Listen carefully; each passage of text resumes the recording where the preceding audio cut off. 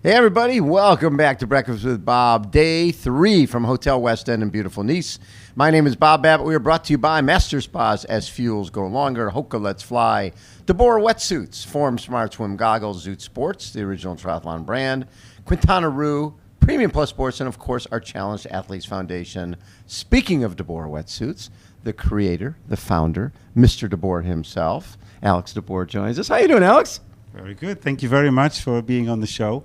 Really appreciate it. You just asked me to sign the book, and I said, "Wow, it's really cool to actually sign that book because I saw names that I, been a fan of and be inspired by. So right. it's really cool." Well, it's fun because so many of us go back a lot of years in this industry, and when people talk about, they talk about making a living in a sport, we happen to have fallen upon a sport that we love and have met so many great people over the years. How long have you been involved with the sport? In 1995, I actually imported the first Ironman wetsuits. Really? Into Europe? Into Europe. And from there, we grew the business.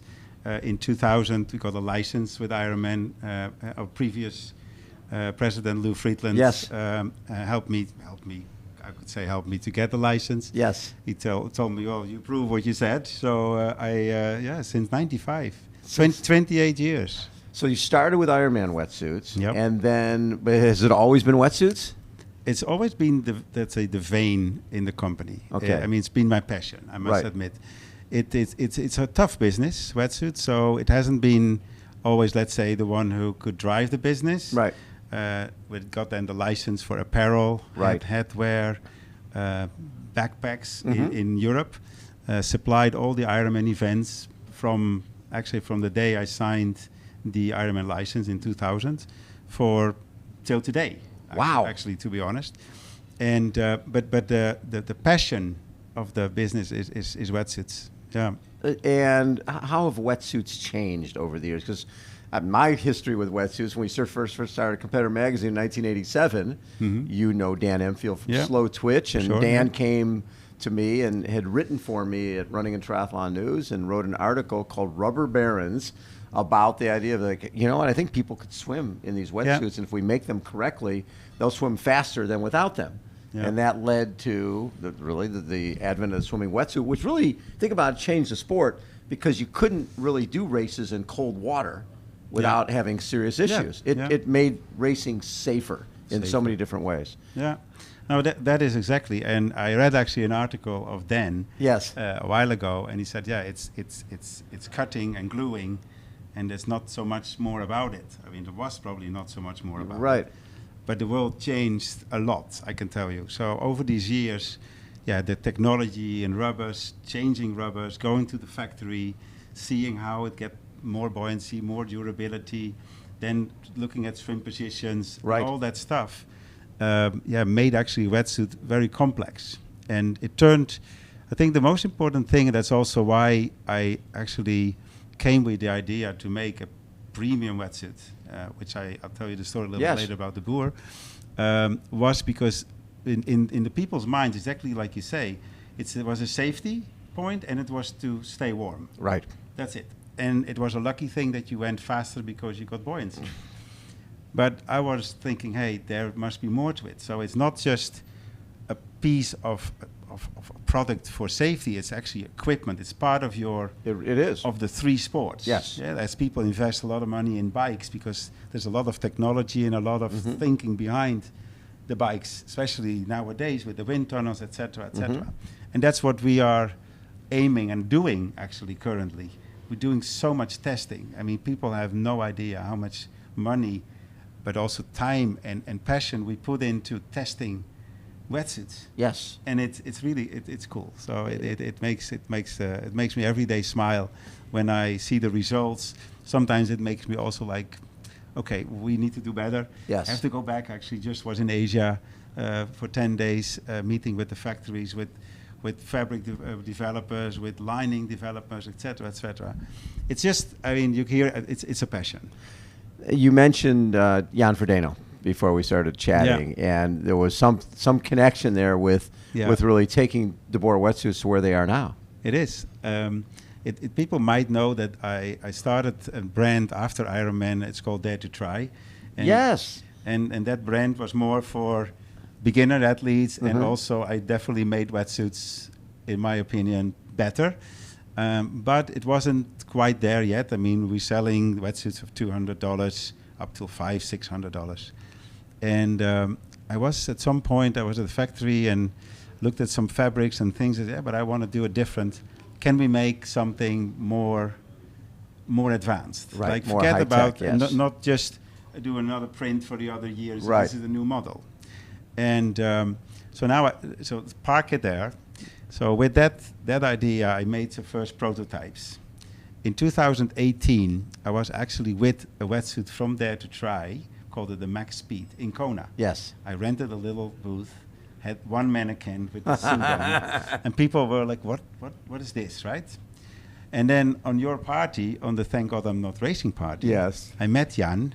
That was right, because he was injured and couldn't race. Yes, he couldn't injured. And I knew Jan, but Jan didn't know me. Right. So I go to the bar. I had, to be honest, I had a few Mai Tais in me because I was, nervous is a big word, but I kind of planned it, to be honest. And I thought, I need to get that guy, right? Totally. So I went to Jan and said, hey, Jan, I'm Alex Deboer. Nice to meet you. He goes, oh, nice to meet you. Here's with his water. And I said, well, you owe me $100. And he goes, you owe me $100? I said, yeah, because I put $100 on your name. And guess what? You're here. You're not racing. And he was actually a little bit annoyed. And he goes, what do you mean $100? Yeah. He said, well, and then I was joking a little bit. And I said, no, that's all good. But I said, but remember this conversation. And he said, and also remember this. And he said to me, he said, next year, so for 2019, put $200 on my name, and you'll get your money. He said, that's the deal. So that's how we that's a guy who created a relation. Okay. So coming back home, so it was October, so November, I called, just on the website, found that Felix was his business partner, called him, and I said, hey, listen, this is a story. I have this wetsuit, and I want you guys to test it and see if we can work together. And he said, well, originally you couldn't, but TYR just dropped out of our contract because of the Olympics. Right. And I said, well, so it was opportunity, a little bit of luck, I must admit. And wow, residue, right? You miss every opportunity you don't take. You walked up to the bar, or else there's no relationship. Yeah, that's true. Yeah, that's true. And so I sent out a few wetsuits. I got to know that many brands send out wetsuits to him to test. And Felix said, listen, Jan only wants to work when he feels it's the best. Right. True words. And I still have the picture. I mean, I'm not scrolling through my phone yet, but it's Jan going in the wetsuit, in the pool, going epic. Really? Best ever. And he swam 2.1 seconds average. He did many tests, faster than any other wetsuit. Wow. He tested. So I was like, oh, wow, that's cool. So we ended up making a deal. And then afterwards, I heard, after we signed, going to Jan's house, Emma was there. Jan and Emma were quite stressed because they needed to find a pen he got from his father. Couldn't find it, where his father said, okay, use this pen, he will sign a lot of contracts with it. It was nice. I find it beautiful that they actually, that they didn't sign it, or he didn't sign it before he found that pen, which I find like actually very emotional. Cool. Yes, I find it cool. So that's how we kicked off. Yes. Then, in the meantime, I had that Dare to Try wetsuit. I had a meeting in California with a potential distributor for Dare to Try. And before, and now I'm going back in the time, in 2000, 2002, I worked with a gentleman, became my very best friend, David Greenstein. Okay. And David had, I worked with him to have the Ironman license in the USA, as where I had the license for Europe. Right. And I ended up actually working in the US to help him do that business. And so he said, hey, Alex, I don't know. I called him for something. And he said, hey, why don't you come by when you have time? He lives just north of New York. And then we can spend some time and share some history. Right. So I sat on his couch. And he says, oh, so what do you have in your suitcase? And I go, well, I grabbed and Dare to Swim for $200. And so I got this. And I ended up with that Max Speed. And he goes, wow, Alex, this is freaking insane. Yes. Right? And he goes, why don't we make a company together? I said, what do you mean company? He said, yeah, but you can't make that wetsuit on the Dare to Try. it's the Volkswagen, and you need an Audi or a Porsche. Right. So we made a deal, and literally the next day sign it, because we knew each other as friends and trust each other, and so we grounded the company. Then the problem was with Jan testing that wetsuits, so we still were there to try. Remember, Jan says, "Yeah, it's nice," or Felix says, "It's nice, but we have Mercedes, we have Allianz, we have Breitling, and now we have Dare to Try. You know, it doesn't. It's really not cool. It's not cool. Yes, doesn't fit." So well, David actually thought it would be a good idea to put my name, my last name, Deboer, on it, and so we did. We literally designed the logo, which actually I got tattooed on here because we made a certain milestone, and literally that day, no joke. But I said to David, David, you can't do it. Deboer means, sorry for everybody who's listening, but means the farmer. And he said, no, I know, because David is originally from South Africa, so he knows Deboer being farmer. He said, no, but the name, strong name, Deboer. Deboer, if it would be Boer, would be maybe not, but Deboer. Good, keep it. So okay, we keep it. So that's how we kicked off. So Jan was... And they liked Deboer better than Dare to Try. Yeah, he was. We made a beautiful brand. One of our also partners now, Daniel Persson, he's our graphic director, creative director, you say officially. He made this beautiful presentation. They went to Lanzarote, he did filming, all that stuff. And we presented that to Jan and Felix, and they so we're on board. This is the new thing. That's very cool. And that's how it started. That's very cool. That is really, really cool. And I'm still thankful also for my partner David. Actually giving that opportunity, to do that. Well, I mean, saying let's use your name. Let's use your name. Yeah. Because you wouldn't have done it on your own. No, you never would have. I not even thought about it. No, that's wild. Sometimes having somebody with vision who sees something in you before you see it in yourself. Yeah. That's, I think all of us have had that, which makes a huge difference. Absolutely. And this last couple years, technology with the wetsuits, because I know you were trying to make sure that as people are swimming in colder and colder bodies of water, that you have something you don't want to be in a dry suit where you can't move. It's got to keep you warm, but it's got to still be fast. Yeah. That's a tough compromise. That's a tough compromise. Not to compromise, yes. So we I would say that we invented the ocean wetsuit. We called it the Ocean 1.0. So it was pandemic. Right.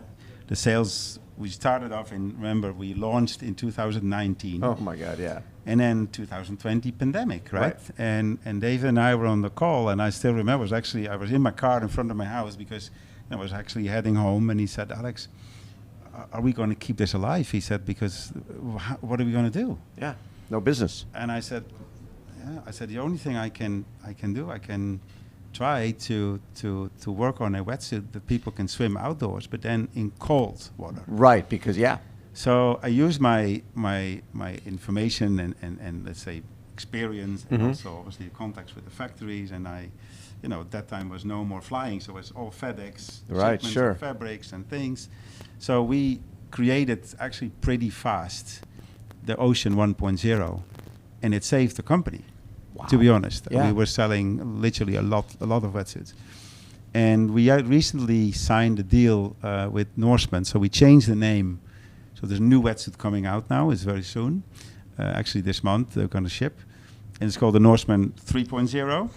So we work with them very close together because we want to work on all the thermal information, which is even for me out of my capacity. Yep. And these guys came in with all this information, which we gathered to create the Norseman wetsuit. And I promise you can swim in 3 degrees water. Doesn't matter. Yeah. Doesn't matter. You break the ice, you go swimming, and you love it. You can swim for an hour, no joke. But that's what's so amazing about the fact that the wetsuit really came about because people were the first ever pro triathlon back in November of 1982. I ended up in hypothermic in a hot shower room with Mark Allen and Scott Tinley's brother Jeff, shivering our asses off because it was frickin' 63 degrees, 58 degrees, and there was a 1 point something swim, and there was no way you could do it.